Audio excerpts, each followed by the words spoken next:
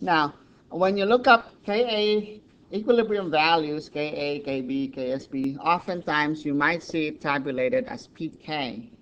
All right? So pK, that notation, when you put a p in front of a symbol, that means take the log of that and then take the negative. All right? So if you're, for example, you might be given the P, let's say you wanted to look up the Ka of acetic acid, you might be able to find it given as pKa of 4.74. What is the Ka of acetic acid then? Then you say, all right, pKa is what? Negative log of Ka. So if I looked it up and I find it to be 4.74, what is Ka? How do I solve for Ka? I take the negative of both sides. I say log of Ka is negative 4.74. So what is Ka? Take the antilog of both sides. So Ka is 10 to the negative 4.74. Okay? And that gives me how much? I'm saying 4.74, make that negative. Inverse base 10 log. Okay? Inverse log.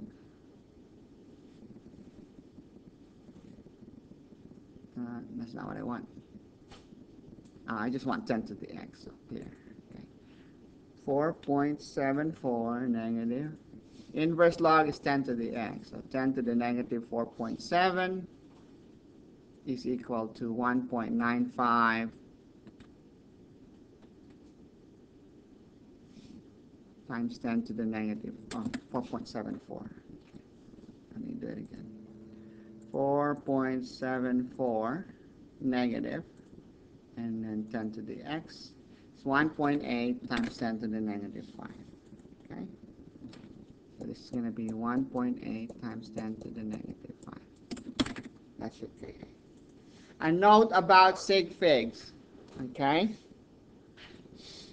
When you are taking the antilog, okay, the number of decimal places corresponds to the number of significant figures in the antilog. And if you're going the other way, if you're taking the log of something, then the number of significant digits in the original number must be the same as the number of decimal places in the log. So for example, if I gave you, take the log of 62.0, what would your answer be? 62, take the log, that's what? 1.79239, right? 1.79239. Now, how many sig figs how many digits should I keep in my log? This has 3 sig figs, right? So this has to have 3 decimal places.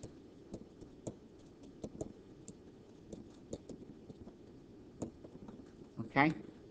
So that's how you'd round it out. Now, if I were to ask you, what is 10 to the 6.424? How would you do that? Antilog of 6.424. You'd say 6.424. Antilog is just raise 10 to that power. So 10 to the 6.424. That would be 2.6546 times 10 to the 6, right?